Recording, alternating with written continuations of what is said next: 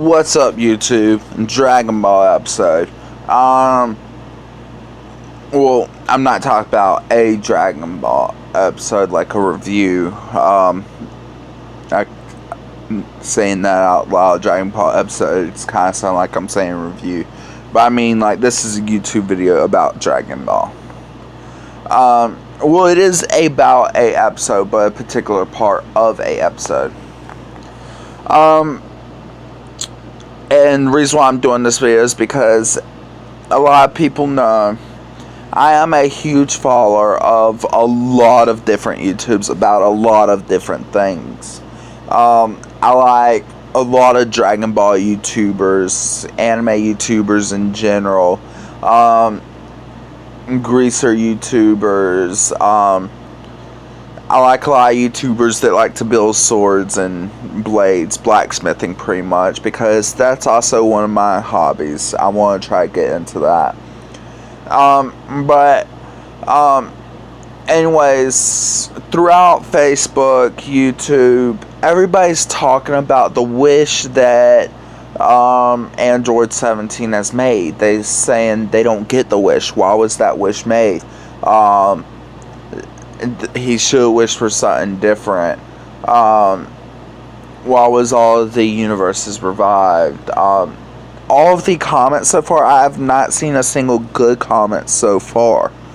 And me particular, I do like that wish. I want to explain why I like that wish. Maybe it'll open y'all's mindsets as well. Maybe not. Maybe y'all can explain some stuff that will open my mindset a little bit more.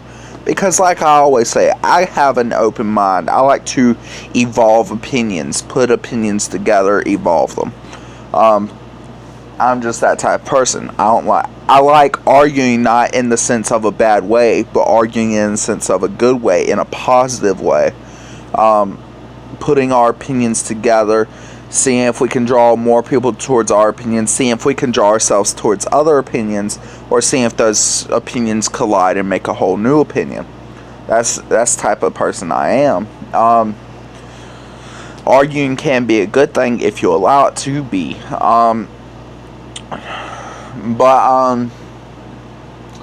If each other listens to each other's opinions, that's when it's good and they take it into consideration instead of just completely blocking it out altogether.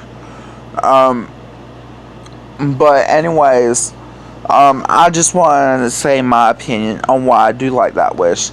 Now, this has been done many times, not only in animes, but other movies, books, cartoons. It has been done several times. Basically what happened is there's this dude that's a high authority, and he's about to lose hope in all of the universe, in this case multiple universes. So in order to save the universe, he's putting them towards a test. Basically, if you are able to think about somebody other than yourself or fight for a good reason, if you are able to prove that your reasons are noble and that you're just not another person into killing and you're greedy or you hate a bunch of people for no reason at all, or basically if your intentions are pure and you prove they're pure to this higher authority, they will save everybody. But if you cannot prove this, not only will everybody else die, but you will die too. And they make it unknown until the very end. This was a test for all of y'all. And basically, normally it's one person saves everybody else, including themselves. This time it's one universe saves a whole bunch of other universes. So I do like this. They put a good aspect on it. The fact that if he wished for anything other than the other universes to be saved, then not only would those universes have died, but he would have died too. along with his entire universe. Or even if he would have made a noble decision like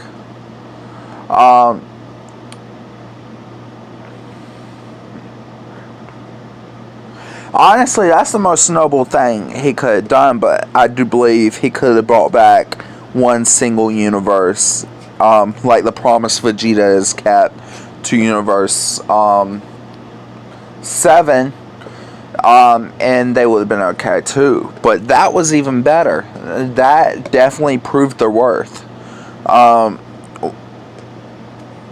They do this a lot in a bunch of different things, and they do it a little bit differently each time. There's a high authority that's obviously, he's been running as a god potentially for so many eons.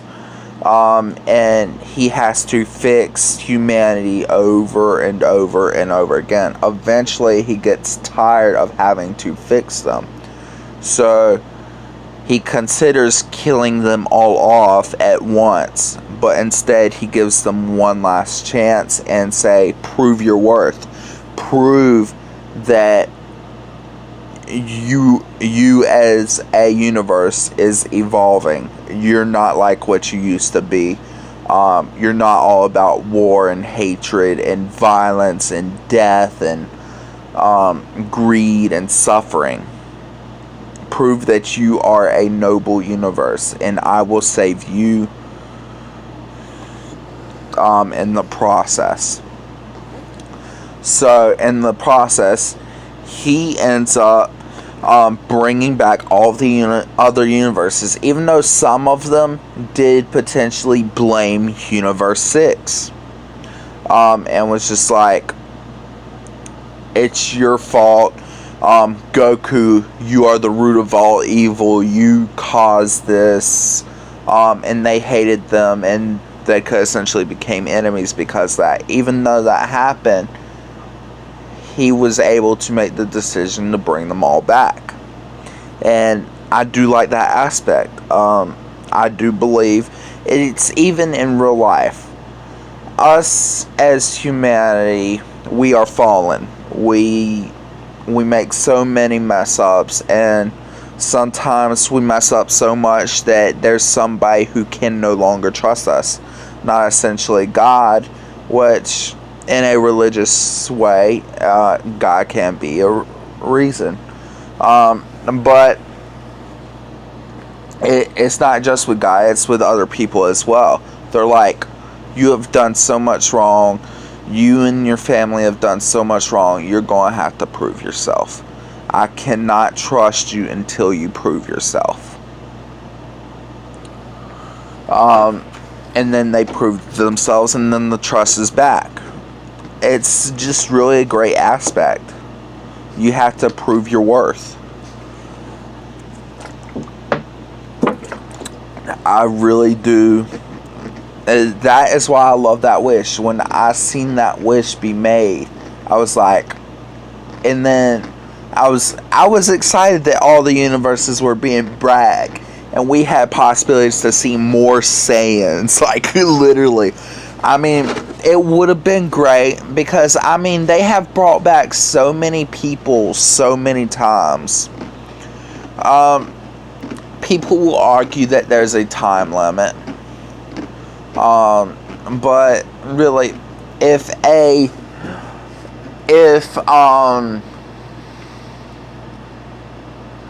so basically, Planet Namek, they were able to move every single Namek to a new planet, and they called it New Namek. The human race, there was times like Cell went after every single human, destroying them all until they finally revealed themselves. He destroyed entire islands looking for Android 18. And with all those islands being inhabited, I'd had a feeling that possibly none of the humans were left after that. Possibly. Of course, there were humans left because, of course, I believe Chi-Chi was... No. Was Chi-Chi still alive? I have to go back and watch that episode. But there was still some humans alive, obviously. But still, the fact that the Dragon Balls can bring back every single human on Earth, not just once, but also the Boo saga. Boo killed so many different people, but yet those people end up being revived. At one point, they did wish that everybody that Frieza has killed on Earth would be brought back. The fact that they're able to do that, I would think that Vegeta would at least once try to look for the Dragon Balls and just be like, bring back the Saiyan race that I always talk about how proud I am of. Bring them back. I wish that of you. I would at least think he would have tried just once. I mean, there is that possibility that it has a time limit, but I don't think he ever even tried. The fact that he never even tried is just messed up. You talk about how proud you are of the race, but yet you never even try. It's a high chance that it has a time limit, but they don't know that for sure. And the fact that Vegeta's never tried to look for them by himself and just try it. I mean, how can you talk about you're so proud of a race, but you never try to revive them? And okay, I guess you would argue that they've been gone for so long. If they came back in this new world, it would be. But at the same time, the Saiyans are an advanced race. They can deal with the fact that they're in another time period. In fact, I do think that being brought to the future, they would be even more proud of the race and just be like, yes, we are back, we are so proud of ourselves. Just be like, just that type of race. Like, the world is different, now we have a new world to conquer. Just type of thing.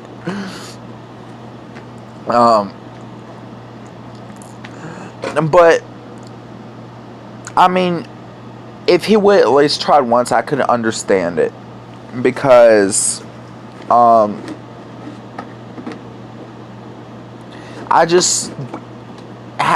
started thinking about it a lot since the last few episodes of Dragon Ball Super, when he's finally going to wish Universe 7 to life and all of their Saiyans. I'm like, wait, why didn't he ever wish back all of the Saiyans from his universe, Universe 6? It really started getting to me. But yeah, I do like the wish that they brought back all of the universes instead of just Universe 7, because Universe 7, they have Saiyans, and but still all of the other universes, I mean, like, that's so many allies and so many enemies that you met throughout the tournament that you'll never get to see again. And really, what's the point in that? You never get to see Jiren, you never get to see... No, I think Hit was also a part of Universe 6. I mean, 7. You never get to see the Love Girls, the girls that are from the universe of love. I just watched every episode. Now my mind is blank. I can't remember who was all in the tournament. I have to go back and watch it completely. I can't believe I can't remember. I do remember all of the gods, but I can't remember all of the universe characters. But still, the fact that it showed them and the possibility that if he hadn't made that wish, you'll never get to see none of them again. That's another reason why I like that wish. But yeah, I respect that wish. Sorry.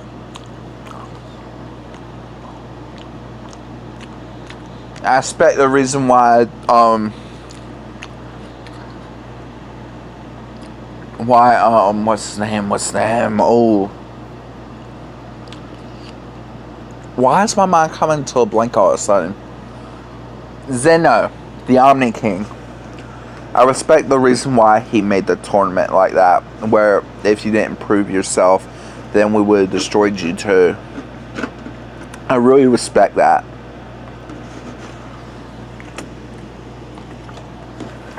They had to prove themselves, and that just... I don't think Dragon Ball has ever went towards that direction.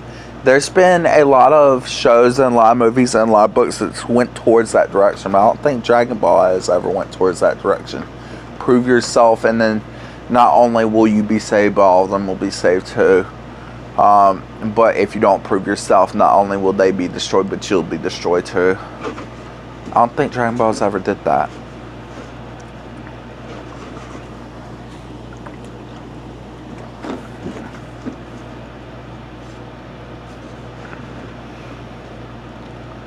I guess you could argue that you're saying, Goku, if you can't defeat me in battle, then I'll destroy the entire Earth. But I don't really think that counts.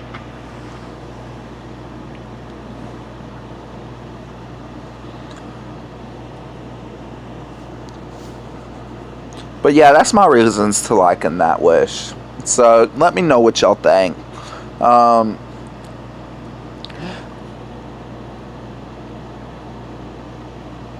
I do have another thing to talk about. I probably should go ahead and do it in this video since I'm talking about anime right now. And Bleach. Okay, anyways. Two things about Bleach. One is Nell. Nell, the sweet, innocent little hollow girl that's kind of like a little sister, big brother sort of thing towards Ichigo. Who's always annoying him and just bumping into him and is like, don't leave now! Nell doesn't want you to leave now! I'm just like, the fact that, I mean, ooh, she ended up transforming into that,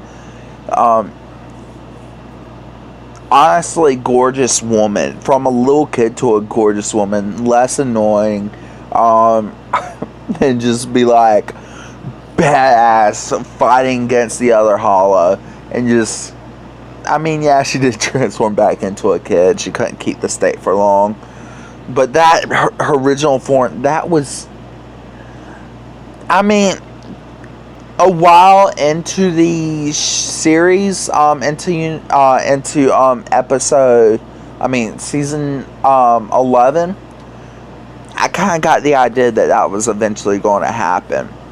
But the fact that at the beginning it wasn't that obvious, and even then when it did happen, it was still kind of shocking. It was like, what? She finally transformed into her normal state at season 12. I was just like, what? She's big. She's got longer blue hair. She's extremely powerful. She was ranked number 3 as Spada. Ooh. That was just awesome. Another thing that's got me so weird is how it goes from going to them fighting against the Espada to going to episodes where they're with the princess of the, what's it called? I think it was the Hokia clan? No.